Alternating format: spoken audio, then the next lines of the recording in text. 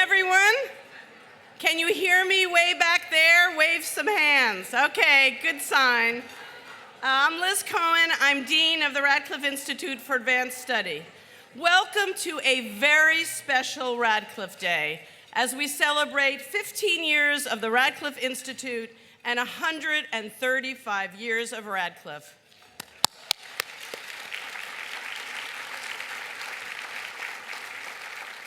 It is thrilling to look out on 1,000 members of the Radcliffe and Harvard community sharing this important day under one big tent.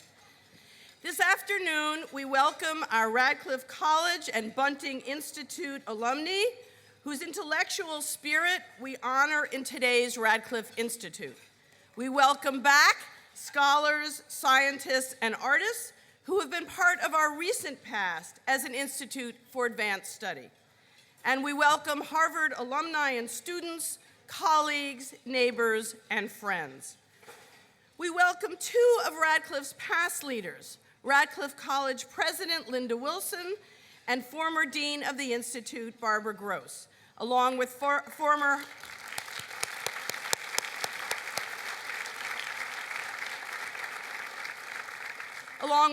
Harvard President Neil Rudenstine.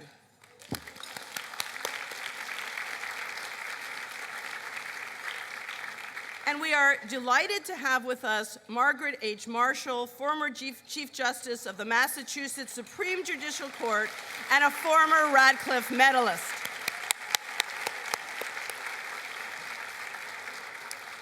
And, of course, we warmly welcome the Institute's founding dean, Harvard's current president, and our 2014 Radcliffe Medalist, Drew Gilpin Faust.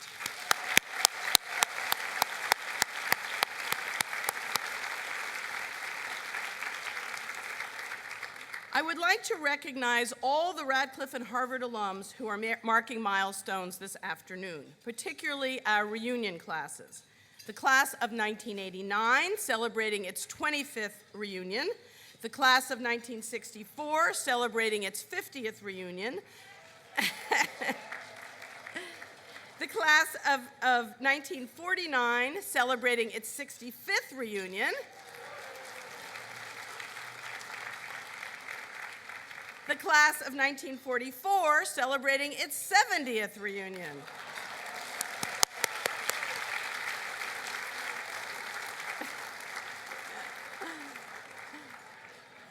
Welcome also to the classes of 1999, 1994, 1979, and 1959, all celebrating reunions this weekend.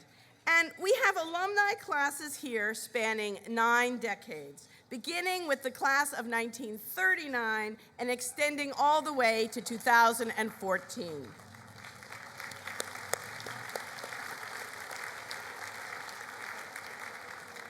But we are also mindful of those who are no longer with us, so please join me in a moment of remembrance.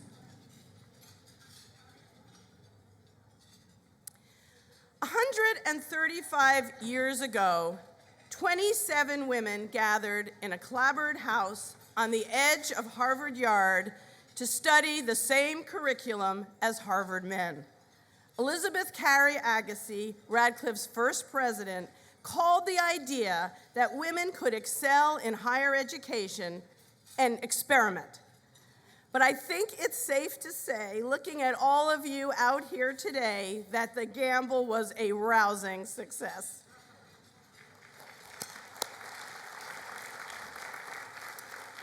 15 years ago, Neil Rudenstine and Linda Wilson envisioned a new Radcliffe experiment, the Radcliffe Institute for Advanced Study. It too has been a great success, and it is now a thriving incubator of ideas for Harvard and for the world. The Radcliffe Institute of today continues Radcliffe's long-standing commitment to meeting new challenges and breaking new ground. The Arthur and Elizabeth Schlesinger Library began 70 years ago with the audacious idea that women's contributions to history were worth preserving. What started with alumna Maud Wood Parks' collection of papers documenting her personal involvement in the women's suffrage movement is today the premier library on the history of women in America. The Institute's fellowship program originated with what was once a radical proposal. In 1960, Radcliffe President Polly Bunting insisted that women scholars and artists of that era deserved a place to pursue work apart from their domestic responsibilities. The result was the Radcliffe Institute for Independent Study, later to be renamed the Bunting Institute.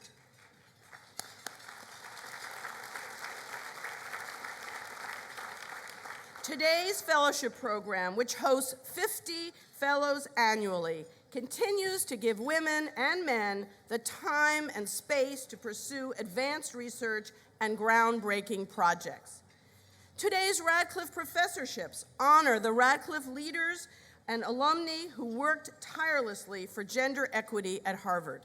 Thanks to generous support from Radcliffe and Harvard alums, the Institute has established Radcliffe professorships, which currently attract outstanding senior faculty to all of Harvard schools, and hopefully, in the near future, will expand to include tenure-track assistant professors, advancing the university's vision of a distinguished faculty that reflects our richly diverse student body. And on the subject of students, we take great pride in the Radcliffe Research Partners Program, which enables Harvard College students to work side by side with Radcliffe Fellows. Today's program, developed from President Lyndon Wilson's efforts to expand intellectual opportunities for students, exemplifies our commitment to introducing students to new kinds of research, to new kinds of thinking, and often to new aspirations for themselves. The Wallach Garden, bordering Brattle Street, right over there, features our latest effort to involve students in the Institute's programs through a student-designed public art installation.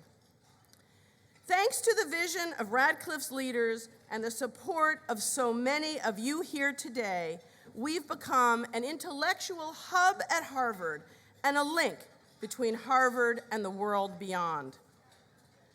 Last fall, we launched the Radcliffe Institute's $70 million capital campaign, Invest in Ideas. I am delighted to announce today that we have raised 54% of our goal.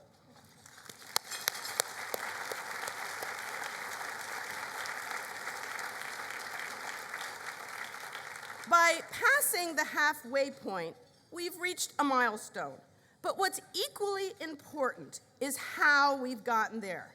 To date, we have received 11,546 gifts from the Radcliffe and Harvard community, including from a large number of you here today.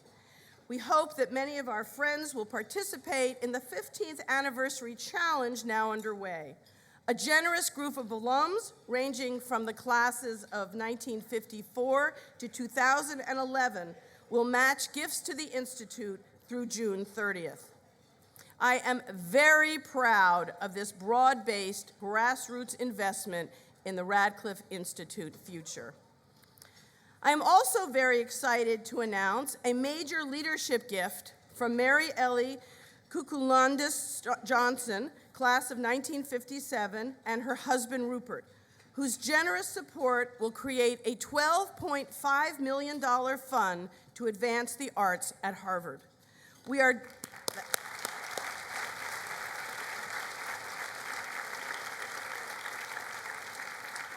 are delighted that $7.5 million of that fund will support the Radcliffe Arts Program, including endowing a faculty director of the arts and establishing a new arts laboratory in a fully renovated gallery space in Byerly Hall. The Johnsons' gift will support the gallery program and integrate the arts into wide-ranging scholarly inquiry across Radcliffe. Thank you all. The Radcliffe campaign is off to a terrific start, and we have 4 more years and 46% more to go. Radcliffe's record of bold innovation came about because our leaders were willing to take risks to envision a different future. When Neil Rudenstine set out to find the Institute's first dean 15 years ago, he knew that the latest Radcliffe experiment required extraordinary leadership. So he wrote an open letter asking everyone in the Radcliffe and Harvard community for help in the search. And I'm going to quote from Neil's letter. "We are looking for someone of very high academic distinction as well as exceptional intellectual breadth. Someone with demonstrated leadership who can shape a new enterprise committed to the highest standards of academic quality, and someone whose professional and personal qualities will be conducive to drawing together many different people and ideas from both inside Harvard and beyond," end quote. The person that Neil found for this important job was Drew Gilpin Faust. I'm very pleased that Neil is here today to share his memories of recruiting Drew to be the Institute's founding dean.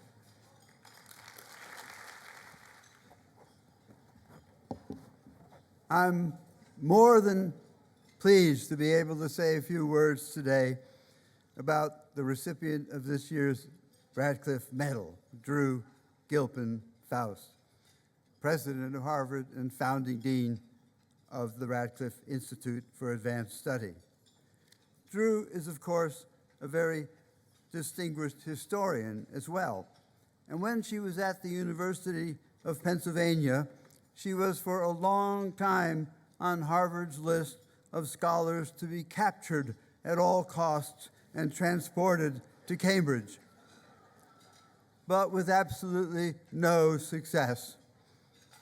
She remained stubbornly at Penn, and I can say that the process of finally persuading her to move north was by far the most difficult and complicated of any and all the recruitment efforts that I have ever had to make. I can also say that had it not been for Radcliffe and the creation of the Radcliffe Institute, now just 15 years old, Drew would not have come. The magnetism of this treasured place and the idea of beginning a new initiative right here made all the difference. Why was my search for a dean so difficult? Well, I knew that the person obviously had to be a major scholar who was widely admired. I also knew that she had to be thoughtful and wise and daring. Then, of course, there was a need for a compelling vision and for some administrative experience and a sense of humor and fundraising ability and the capacity to give leadership not simply to an institution, but to the 30 or 40 or 50 straggling, wayfaring fellows from an entire melange of intellectual fields who would very soon arrive. Given all these modest qualifications for the deanship, my cup of candidates did not precisely runneth over.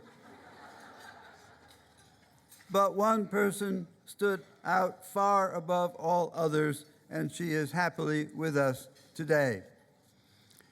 Now that the Radcliffe Institute is so firmly established, we might be tempted to think that it was a venture inevitably bound to succeed. But we should remember that when Drew arrived, there was no deep structure to this nascent institution. Fortunately, Mary Maples Dunn had led the way for a time as a superb acting dean. Nevertheless, Drew had no ready-made blueprint describing how one should proceed. She had no handbook indicating which subjects should be studied and why and how. All of this had to be created, and it was Drew that gave form and shape to something whose nature and processes were then obscure, but now, in the light of today, seem to have been completely predestined. More than anything, she made certain that Radcliffe's commitment to the education of women was in a number of significant ways brilliantly sustained. So, one obvious reason for honoring Drew today has to do with her role as founding dean. Another reason, of course, and I'll only touch on this briefly, concerns her extraordinary leadership of all of Harvard as its 28th president. Here, let me say that Drew has very quickly established herself not only as an intellectual leader, but also someone who can superbly manage and give unity to a sprawling university whose splendid but multitudinous parts might otherwise burst forth in any number of random directions simultaneously. Drew has the clarity of vision and the capacity to achieve that have already made her a preeminent leader in all of higher education. She knows instinctively and can articulate eloquently the values and purposes of the liberal arts and sciences. Universally respected and admired, she is leading Harvard into a new era that already promises to be as extraordinary as our distinguished institution deserves. For this and for her essential role at Radcliffe, I am honored to play a small part in today's memorable ceremony. Thank you.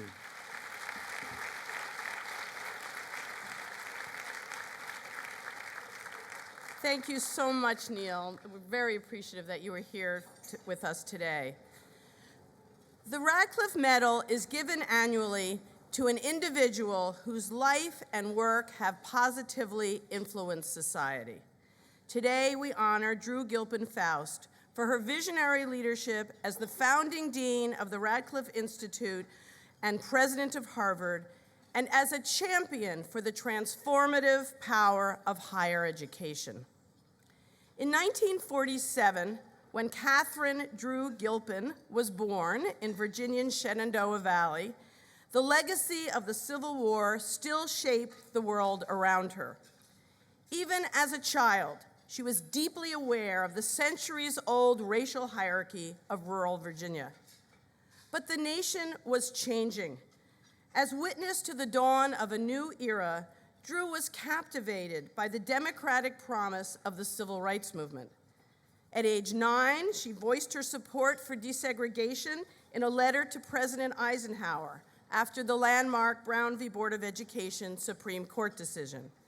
And in 1965, Drew's first year at Bryn Mawr College, she skipped her spring midterms to march in Selma.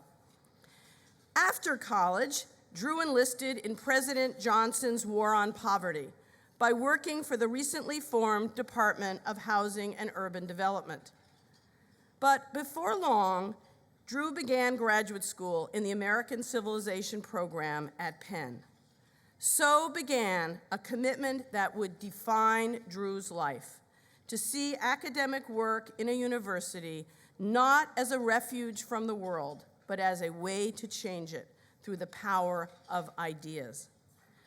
As an historian of the American South, Drew probed topics as wide-ranging as the dilemma of the Southern intellectual, the worldview of the slaveholder, the wartime challenges of Confederate women, and the unimaginable scale of death in the Civil War. For Drew, history became a stage on which to watch life's great struggles play out. On the page and in the classroom, she probed the complex ways that ideology, race, class, and gender have defined societies of the past. She summoned empathy and critique, moral clarity, and political conviction. When Drew arrived at Radcliffe, she brought along her scholar's faith that universities have a special responsibility to interrogate the past, to challenge the present, and to inspire new ambitions for the future. And she soon recognized the crucial role that an institute for advanced study like Radcliffe could play in furthering these goals at Harvard. Taking the helm of an institution with an impressive and a confident past, Drew made the Radcliffe Institute a place of creative encounter, where new ideas and new ways of thinking emerge from daily interactions between people of vastly different perspectives. And in the years since Drew's first days at the Institute, new ideas continue to be generously nurtured and enthusiastically shared. After 6 years as Radcliffe Dean, Drew took her belief in the power of knowledge from Radcliffe Yard to Harvard Yard as Harvard's 28th president.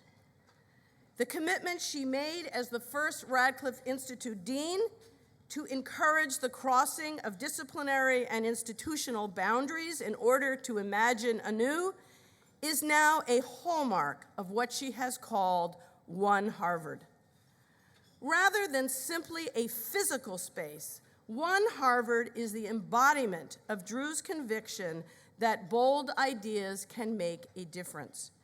And her intellectual vision has taken many forms.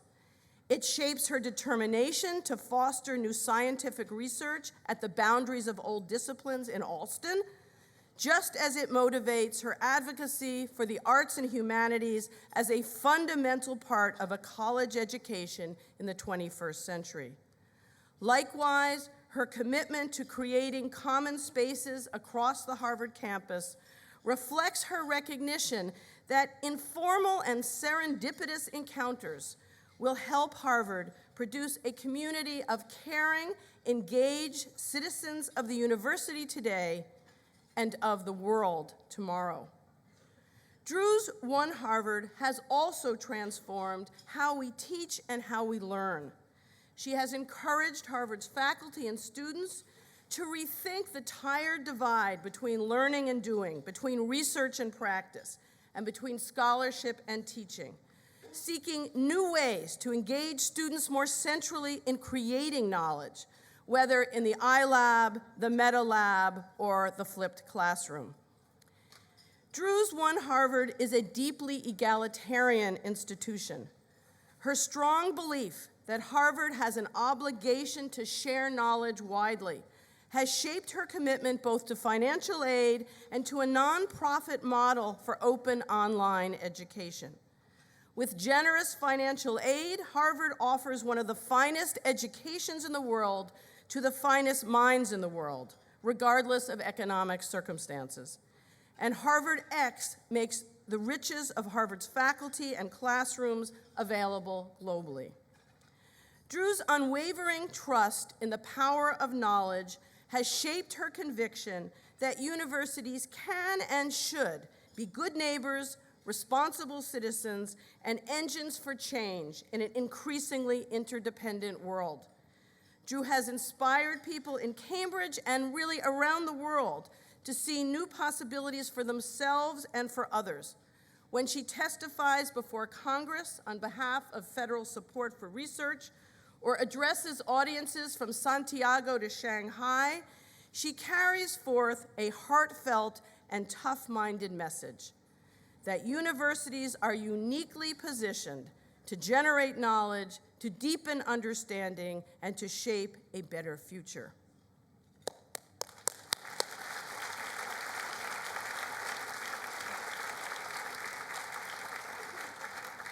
Drew's Harvard journey began at Radcliffe, where she launched an institute dedicated to creating and sharing transformative ideas. Today, she continues that mission as Harvard's president. We are privileged to pay tribute to Drew Gilpin Faust this afternoon. Drew, would you please join me on the stage?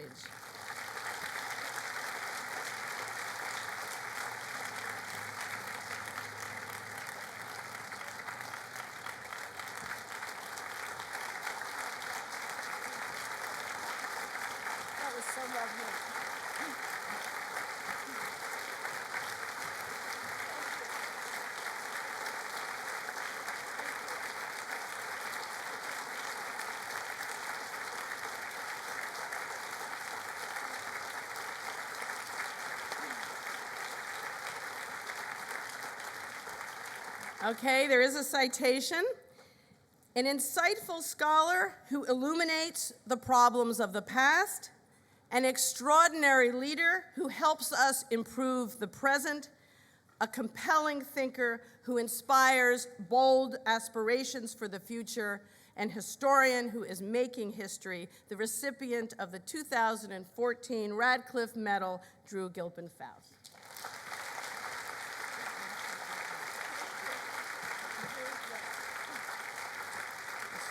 This is your citation.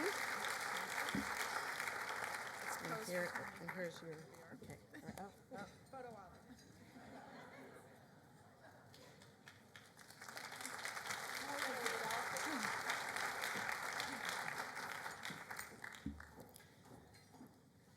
Thank you, Liz, for those extremely generous words. And thank you, Neil, for retelling the story of how difficult I was. I didn't realize I was quite that difficult.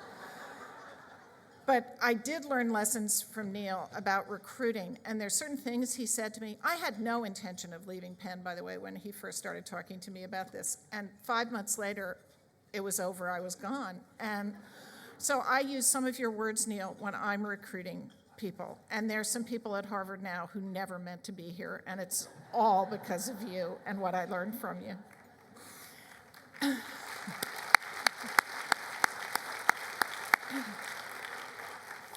It's marvelous to be celebrating Radcliffe Institute's 15th birthday. I can't quite believe it has been that long. And I just want to mention a few people who are here today who did so much to make it possible. Neil, of course, and his deep commitment to the merger. And then efforts on the Radcliffe side made by Linda Wilson, Nancy Beth Shear, Susan Wallach to make all of this happen. I also want to mention Mary Dunn, who was unable to be here, but she embodied, enabled, and smoothed the transition by serving as the last president of Radcliffe College for a very brief time, and then the new acting dean of the Radcliffe Institute. I also want to thank Harvey Feinberg, who was unable to be here today. He and Clayton Spencer, who is here, were the kind of in the nitty-gritty, in the weeds about the merger, making it happen, and that was before I arrived, so I didn't get to see that sausage being made. But I was very much the beneficiary of their support and of Clayton's deployment to Radcliffe for the first years of my deanship, which was an extraordinarily generous gesture on Neil's part. He said, "You're taking my right arm," and then he said, "But take it." So thank you all.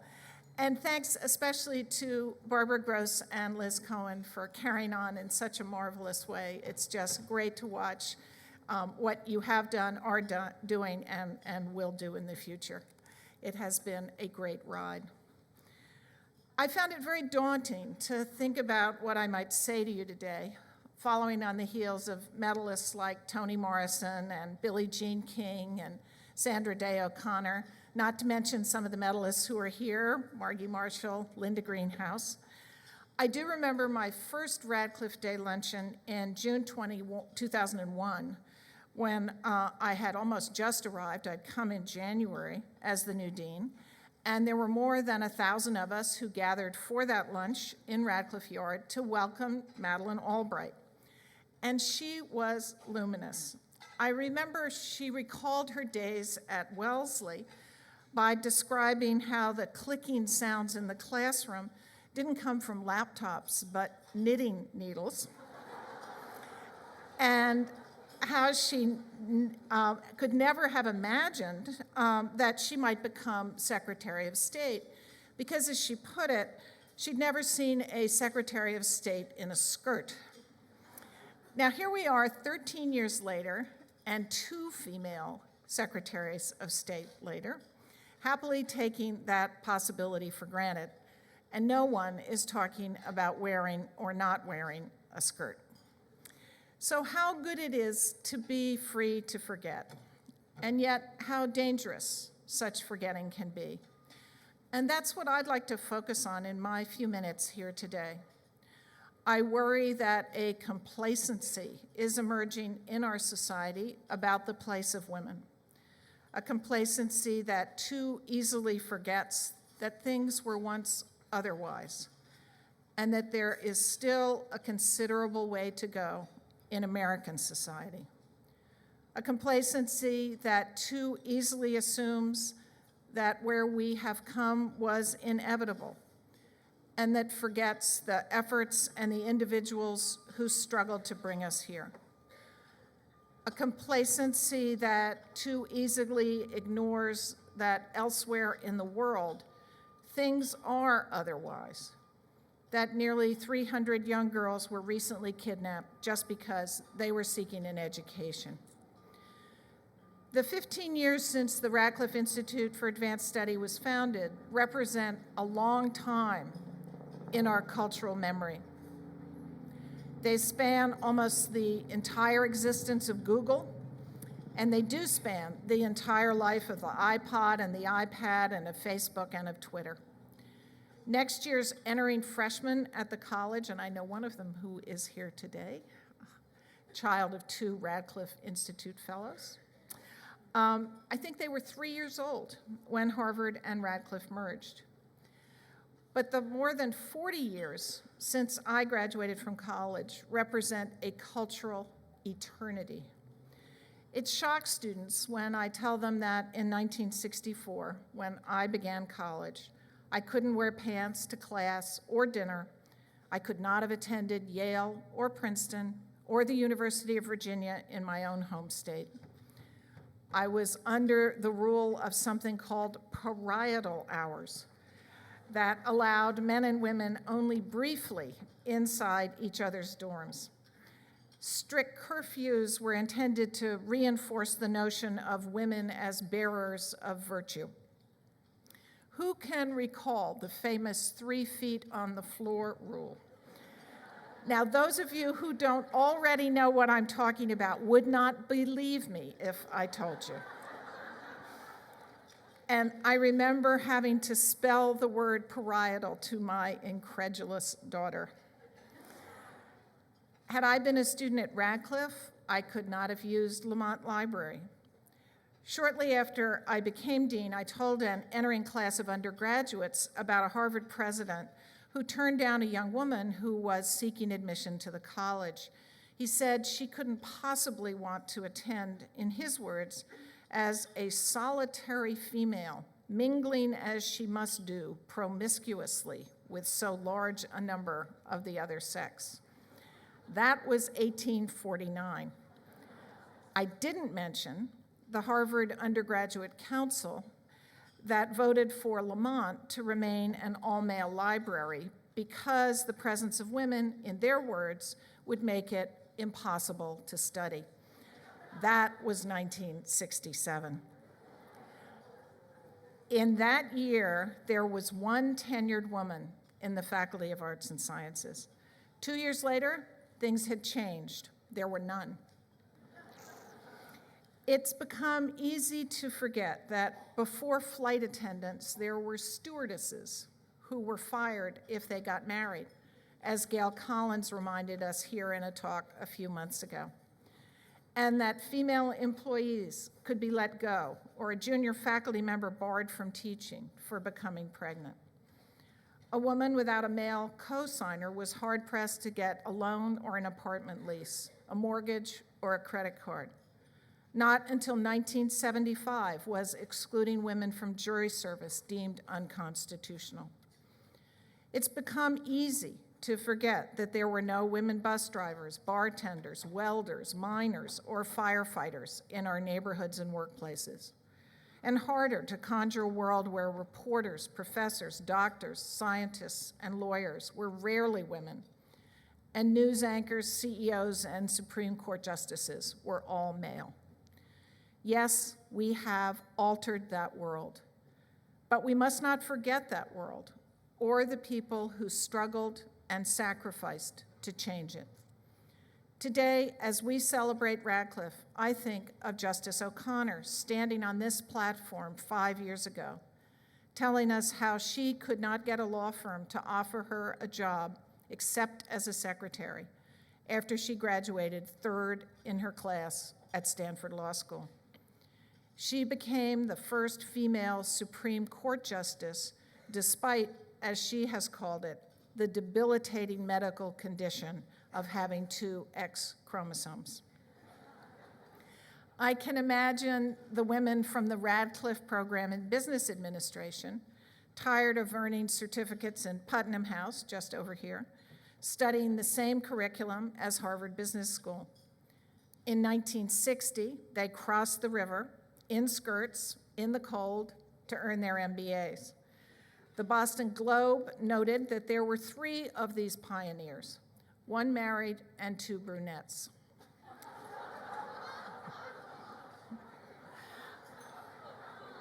I remember Elizabeth Cary Agassiz and the first 27 women to attend the Harvard Annex, who stood up for the experiment that would become Radcliffe College, who, as Mrs. Agassiz put it, began our institution simply with the idea of giving women a share in the best education our country affords.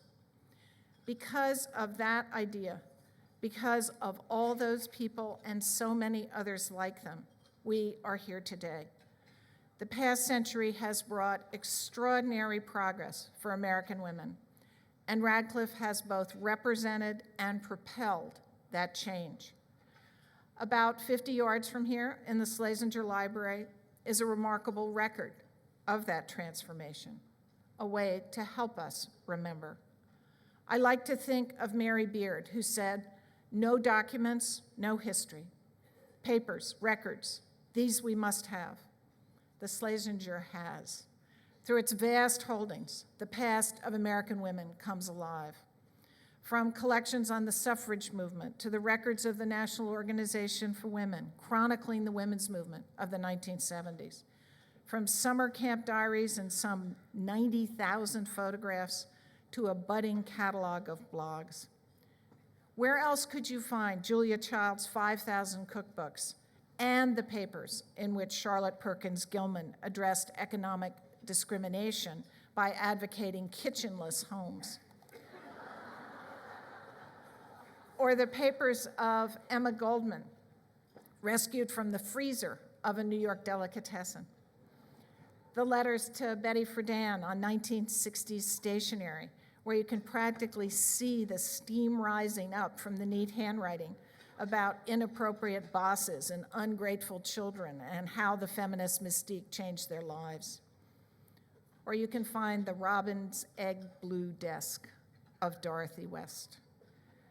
Or the award ceremony program on which Adrienne Rich jotted the lines, "To know we are not alone is the great force of art." What do these voices tell us? What do these decades of struggle captured so vividly mean today? They tell us that by remembering, we can see. We can see the past, the present, and the future. First, we can see the past with greater clarity. My own life unfolded as a series of surprises because I was entering a world in which things were changing so rapidly for women. If I may echo Madeleine Albright, had I said when I was 10 years old that I wanted to be the president of Harvard, people would have thought I was deranged. And I would have been. And yet as I came up to each choice in my life, somehow a door seemed to open, and I would step through on a path that a generation before would have been unimaginable. But those opening doors were not miracles blown outward by a faceless wind. I knew it then, and I know it better now. Those doors were stormed and broken down by a lot of brave and determined and visionary people. By attending to the past, we can see that the present is part of a story beyond our short-sightedness and our immediate concerns. We arrive here under these tents and these trees because of those women and men who struggled for a more equal world. We can begin to understand our own responsibilities. Understanding the past and how it created the present, we can see the future, the world we want to inhabit. By knowing that things could have been otherwise, we know that they can be otherwise, for good or for ill. It's up to us. We see that our gifts are not given to us as permanent endowments. We must sustain them and extend them. I'm often asked what being a historian has to do with being president of Harvard. And the truth is, it has fundamental relevance, because history is about change, about how people create change and how they embrace or resist it. And for women, I can say this: the result of greater equality must not be to take what has been given to us for granted or let our successes and opportunities blind us to realities sharply different from our own, to the contingencies that surround the progress we enjoy. As I came to learn more about the histories of Harvard and Radcliffe after I arrived here in 2001, I was struck by how being on the margins had often allowed Radcliffe the freedom to experiment, to take risks, to bring iconoclastic scholars to the Bunting Institute who would not have been welcomed in the yard, to embrace the arts at a time when Harvard insisted they had no place in the curriculum, to speak out for social justice in ways that many at the other end of Garden Street regarded as beyond the bounds of appropriately academic. Outsiders are emboldened to take chances, to dare to offend. They thrive on the paradoxical gift of having less to lose. Can the Radcliffe Institute, flush with its successes of the past 15 years, retain that critical and creative eye? Can we women, who are now so proud to be part of what we once disparaged as the establishment, sustain our commitment to fairness and justice for women here and around the world? Nora Ephron once said, and I quote her, that one of the ways that women are secretly luckier than men is that women are willing to reinvent themselves. Can we still claim that capacity? Will we let success strip us of the struggle? Or can we reinvent the perspectives that drive insight, the questions that propel change? Here we are. Now what do we do? We don't have to look very hard or very far. Despite remarkable progress, limits for women in the workplace and politics and even in the academy persist. Here at Harvard and at campuses around the country, we are deeply concerned about the issue of sexual assault, about how to ensure the fundamental safety that is the necessary foundation for inclusion and justice and equality. In the workplace,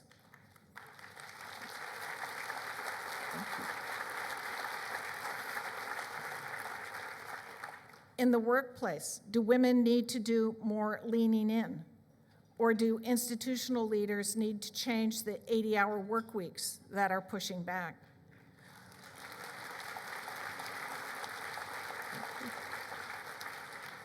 We know that boardrooms and high-tech teams and political bodies that include women tend to produce superior results.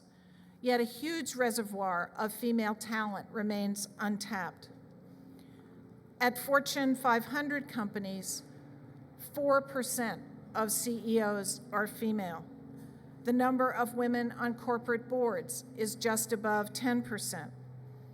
Women occupy only 20% of seats in the US Senate. They are less than 30% of full professors across all academic fields. Males still dominate media bylines and quotations. And in recent days, Radcliffe alumna Jill Abramson has been at the center of a firestorm of controversy about the place of women in journalism. In the STEM fields, women make up less than a quarter of the workforce. And even though they earn 41% of science and engineering degrees and only 20% of computer science degree recipients are female, there is a number. In both the computer science area, the number has declined since 1985. So in so many places, women don't seem to be welcomed or to be seen as belonging in the proportion of their talents and their achievements. The US pay gap between women and men endures, and it is not there just because more women choose to be teachers or social workers. It is widest within occupations, according to economist and former Radcliffe Fellow Claudia Golden. Women doctors and surgeons earn 71% of men's wages, financial specialists 66%, lawyers and judges 82%. Recent Kennedy School research shows that women have lower expectations regarding long-term pay, and when they negotiate assertively for a higher salary, they suffer more for it socially than men do. A survey of Harvard College seniors undertaken this spring by the Crimson reported that among yesterday's graduates, 19% of the men and only 4% of the women indicated that they would earn a starting salary of $90,000 or more. Unless you think this is because men and women graduates are choosing different sorts of jobs, listen to the differences they report within fields. A plurality of our women graduates going into technology or engineering fields indicate they will make less than $70,000, while their male counterparts said they will make between $90,000 and $109,000. Of graduates going into finance, this survey reports, none of the women said they would make more than $90,000. 29% of the men going into finance will make more than $90,000. I find these numbers stunning.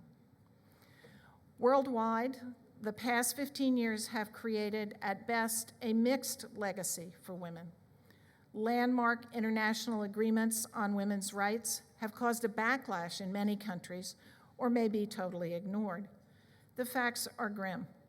Approximately 1 in 3 women will be beaten or raped during her lifetime. Over 3 million are enslaved in the sex trade, and 125 million have undergone genital mutilation. The New York Times reported just this week that in Pakistan, 1,000 women annually die in honor killings. Establishing education for girls has become a global cause, not only because it is fair, but because it is smart, boosting everything from agricultural production and human health to corporate profits and GDPs. Yet more than 60 million girls are being kept out of school by poverty, forced labor, natural disasters, restricted governments. For daring to attend school, thousands of girls around the world face shootings, poisonings, acid attacks, and kidnappings. When I had the privilege of meeting Malala Yousafzai, who spoke this fall in Sanders Theater to a rapt audience, she said she was shot in the head by Taliban gunmen because they feared the power of education. In her commencement address to the Radcliffe class of 1899, Elizabeth Agassiz described Wilhelmina Fleming, one of the brilliant stars then working at the Harvard Observatory. She had been a maid until the director brought her in, telling his bungling male assistant that his housekeeper could do a better job. She ended up making major discoveries.